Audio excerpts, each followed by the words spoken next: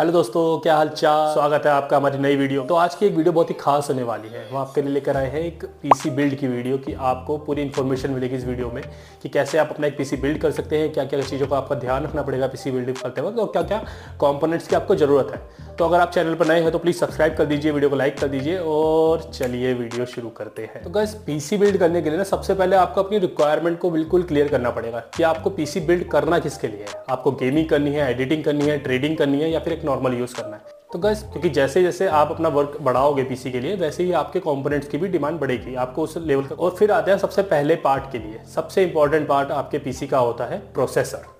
जी हाँ, तो processor mainly आपके पीसी में क्या करता है, ये एक इंस्ट्रक्शन प्रोवाइड करता है कि बाकी सारे कंपोनेंट्स को, रैम होता है, स्टोरेज होता है, मतलब प्रोसेसर आपके पीसी का एक ब्रेन होता है। तो बेसिकली क्या करता है, इंस्ट्रक्शन प्रोवाइड करता है अलग अलग कंपोनेंट्स को और बताता है कि आपको ये काम। तो आप बात करते हैं प्रोसेसर आते किस कंपनी के। तो मार्केट में यार दो कंपनी बहुत ज़्यादा फेमस है, इंटेल और AMD।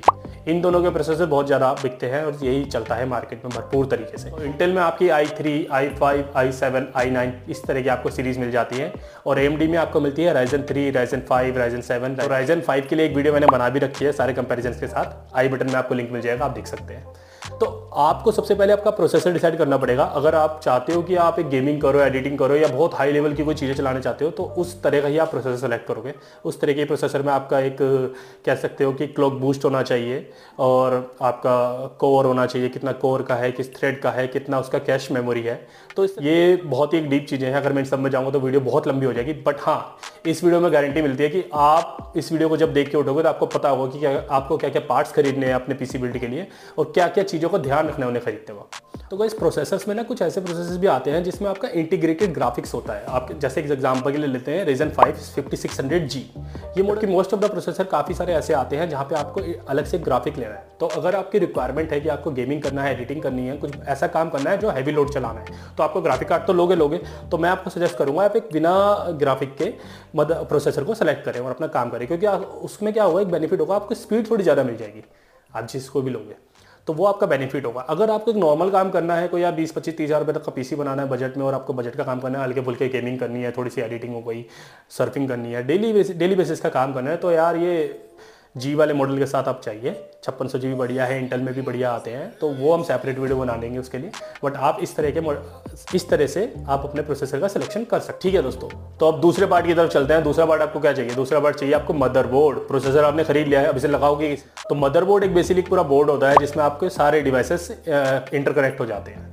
सिंपल सा लॉजिक है, सिंपल भाषा में समझा रहा हूँ, ठीक है। तो मदरबोर्ड आपको खरीदना पड़ेगा। मदरबोर्ड मार्केट में बहुत तरह के अवेलेबल है, दुनिया भर की डिमांड है, दुनिया भर की चीजें अप्लाई है। लेकिन आपको क्या ध्यान रखना है? आपको ध्यान देना है मदरबोर्ड के लिए कि क्या क्या आप जिस काम के लिए इसे यूज करने वाले हो। मान लो आप ट्रेडिंग करते हो तो आपको चाहिए 3-4 स्क्रीन उस पर कनेक्ट हो जाए मेरे पीसी में, आप एक साथ यूज कर सको। तो आपको देखना पड़ेगा कि कितने डिस्प्ले कनेक्ट की सुविधा दे रहा है मदरबोर्ड, आपको किस तरह के पोर्ट्स प्रोवाइड कर रहा है, वाईफाई है या नहीं। और एक चीज खास जो आजकल चल रही है कि M.2 सपोर्ट है ही नहीं है। आगे बताऊंगा क्या होता है, बट आपको ये चीजें जरूर ध्यान देनी पड़ेगी कि आप अगर एक हाई एंड का सिस्टम बनाना चाहते हो तो किस तरह कितने रैम सॉकेट्स हैं, कितने स्टोरेज सॉकेट्स हैं उस मदरबोर्ड के अंदर।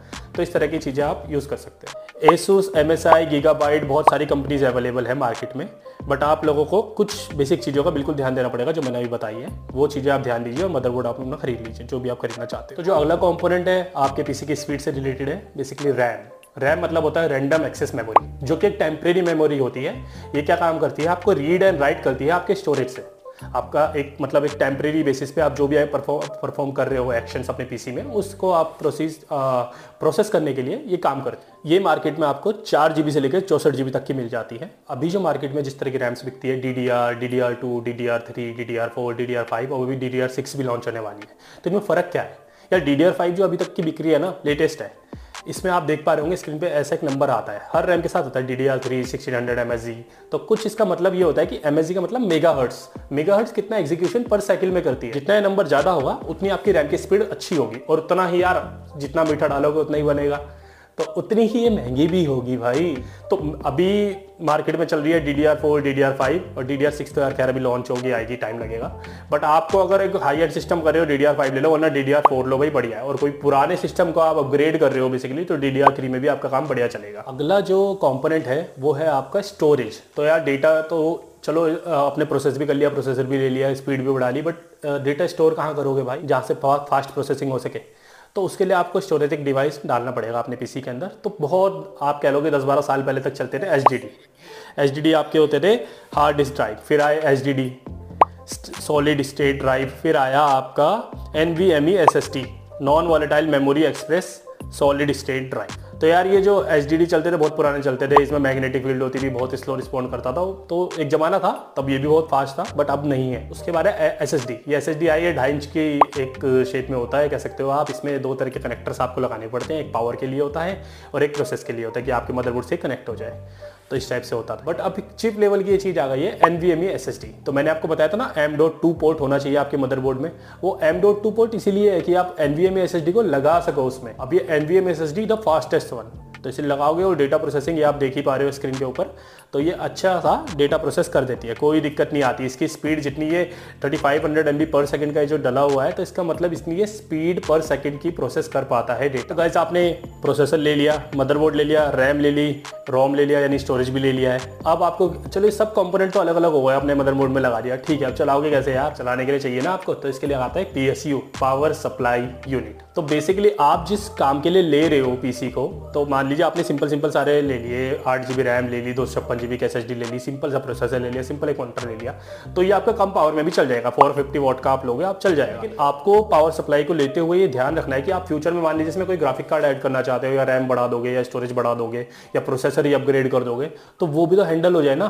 तो इस टाइप के पावर सप्लाई लेके चलना, ये सोच के चलना। और हाँ, एक और आपको टिप देता हूँ इसमें कि आप जब पावर सप्लाई लोगे तो आप देखोगे यार कि 2000 की पावर सप्लाई मिल रही है, 4000 की मिल रही है, सेम वोट में मिल रही है आपको। इसमें मॉडल्स कैसे मिल जाते हैं? 450 वॉट्स, 550, 650, 750, 850 बहुत मिल जाता है, कोई दिक्कत नहीं है। इसमें कंपनीज भी भरी पड़ी हैं दबा के, आप जिसका मर्जी लो, कोई दिक्कत नहीं। बट आप दुकानदार को भी लेने जाओ तो ये सवाल जरूर पूछो, क्या ये सर्टिफाइड है PSU?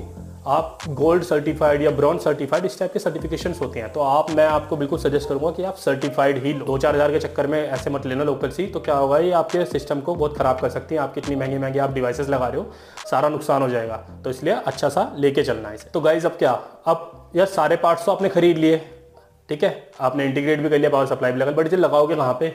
चाहिए ना एक आपको कैबिनेट। तो कैबिनेट के तो इस टाइम धूम धड़ाका मचा हुआ है मार्केट में। अलग अलग shape, 4 fan, 5 fan, 9 fan, 8 fan, 10 fan के साथ आपको मिल रहे हैं। फैन करते क्या है? ये फैन बेसिकली क्या होता है ना कि आप सिस्टम जितना हीट कर रहा है उतना ही कूलिंग के लिए काम करता है। तो अभी आपका ये फैन कूलिंग में भी आता है, कई जगह लिक्विड कूलिंग में भी आते हैं ऑप्शन। वो एक ऑप्शनल चीज़ है, आपका अगर बजट जाता है तो आप जाओ यार लिक्विड कूलिंग में लगवाओ, कोई दिक्कत नहीं है। मैं अभी बात करता हूँ नॉर्मल एकदम फैन एक कैबिनेट्स की। तो बहुत सारे कैबिनेट भरे पड़े हैं, व्हाइट में भी है, ब्लैक में भी है, अलग अलग RGB फैंस में आएगा, फैंस आपको ज़्यादा मिल जाएंगे, बहुत अच्छी चीज़ें हैं। तो एक अच्छा सा कैबिनेट सेलेक्ट करिए आप अपने लिए। कैबिनेट के कुछ ऑप्शंस आपको डिस्क्रिप्शन में ही मिल जाएंगे, आप चाहो तो चेकआउट कर लेना यार। लेकिन कैबिनेट बहुत अच्छा लेना, कोई दिक्कत नहीं है, आपको देखने में मजा आना चाहिए तभी तो चलाओगे।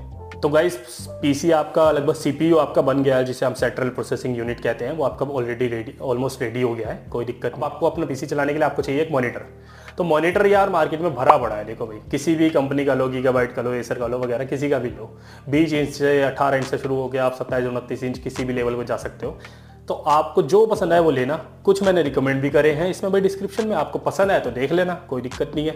लेकिन आपको ध्यान किन चीज़ों का रखना है मॉनिटर लेते वक्त, वो जरूर आप देखना। आपको सबसे पहले आपको एक चीज़ देखनी है कि उसका साइज़ कैसा है, किस साइज़ में आप ले रहे हो, आपके काम के अकॉर्डिंग है या नहीं है। आपको ट्रेडिंग करनी है, आपको बड़े से गेमिंग करनी है, तो TIV पैनल का आपको चाहिए मॉनिटर। उसमें बेटर कलर होना चाहिए, बेटर कॉन्ट्रास्ट होना चाहिए, कितना निट्स में क्या कॉन्ट्रास्ट है उसका, ये चीज़ आप जरूर देख। रिफ्रेश रेट जरूर देखना अगर आप गेमिंग के पर्पज से या कोई एडिटिंग के पर्पज से देख रहे हो कि कितने कलर्स अच्छे से निकल के आ रहे हैं उसमें, वो चीज़ तो आपको देखनी पड़ेगी।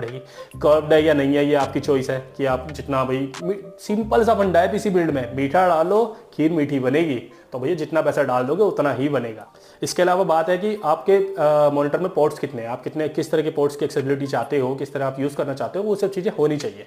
तो ये देख लेना। वारंटीज़ भी आप जरूर देख के चलना कि कौन सा ब्रांड किस टाइप की वारंटी दे रहा है, आपको अच्छी डील मिल जाए। तो गाइस एक सिंपल आपका पीसी बन के रेडी हो गया है। सिंपल बनाओ, आप सब गेमिंग का बनाओ, आपके ऊपर है, जैसे मर्जी बनाओ। आपका पीसी रेडी हो गया, अब आपको चाहिए कुछ पेरिफेरल्स डिवाइस जिनको आप लगा के काम भी कर पाओ। माउस कीबोर्ड तो लोगे ना अगर बेसिक काम भी करना है। तो गाइस ये पेरिफेरल डिवाइस भी बिल्कुल आपको हर तरह से मिल जाएंगे, RGB में मिलेंगे, वायर भी मिलेंगे, वायरलेस भी मिलेंगे, सिंपल भी मिलेंगे, HP भी बेचता है और आपका जेब्रोनिक्स से भी आते हैं। तो कुछ के मैंने ऑप्शन दे दिए हैं आपको डिस्क्रिप्शन में, आप बिल्कुल चाहो तो चेकआउट कर लेना, कोई प्रॉब्लम नहीं है, बढ़िया मिलेंगे आपको। इसके अलावा अब हम बात करते हैं ऑप्शनल पेरिफेरल्स की। तो यार ऑप्शनल पेरिफेरल्स में मान लीजिए आप अगर गेमिंग करना चाहते हो तो वो भी एक आपके डिवाइसेस में ही आता है। तो आप अगर गेमिंग के पर्पज से देख रहे हो तो आपको गेम पैड भी चाहिए है, ड्राइविंग के लिए व्हील भी चाहिए यार, मज़ा तो तभी आएगा ना गेमिंग करने का। एक मार्केट में ये भी आता है यार, वन हैंड गेमिंग कीबोर्ड भी आता है, आप ये भी ले सकते हो, कोई प्रॉब्लम नहीं है। तो बहुत सारे पेरिफेरल डिवाइसेस भी आते हैं, आप इन तरह के डिवाइसेस को भी चेकआउट कर सकते हो। बस ये जो पार्ट है ये बिल्कुल एक ऑप्शनल चीज़ है। आप मतलब आपकी रिक्वायरमेंट है कि हैवी लोड हैवी काम करने की आपके पीसी के ऊपर, तो आप इसको जरूर लगवाओगे। इसे कहते हैं GPU, ग्राफिकल प्रोसेसिंग यूनिट। तो बेसिकली करता क्या है ये, जो भी आपके ग्राफिक्स रिलेटेड वर्क होते हैं ना, उस चीज़ों को हैंडल कर लेता है ये बड़े आराम से। तो आपको मार्केट में 2 GB से लेके 12 GB 16 GB तक का मिल जाएगा ग्राफिक कार्ड। अलग अलग कंपनी अलग अलग तरीके से बना रही है, अलग अलग कह सकते हो आप, रेंडरिंग स्पीड है इनकी, अलग अलग तरीके से वर्क करते हैं। तो मार्केट भरा पड़ा है बिल्कुल। लेकिन आप लोगों को जब भी लेना है तो ध्यान रखना है कि आपकी रिक्वायरमेंट क्या है, आपको उस रिक्वायरमेंट के अकॉर्डिंग ही करना है। क्योंकि आप अगर मान लीजिए आप कभी आप एक सिंपल ब्राउजिंग कर रहे हो और आपने 12 GB का ग्राफिक कार्ड लगा दिया, तो यार ये तो प्रोसेसर से भी महंगा पड़ जाता है, लेकिन कोई फायदा नहीं है आपकी जब रिक्वायरमेंट ही नहीं है। तो अपनी रिक्वायरमेंट के अकॉर्डिंग इसे देखिएगा ग्राफिक कार्ड को, और उसके बाद लगाइएगा। और इसको लगाने के लिए तो भैया इसमें भी पूरा काफ़ी लोड लेता है, काफ़ी हैवी होता है। तो पावर सप्लाई उस तरह की होनी चाहिए आपका, और कूलिंग यूनिट उस तरह की होनी चाहिए।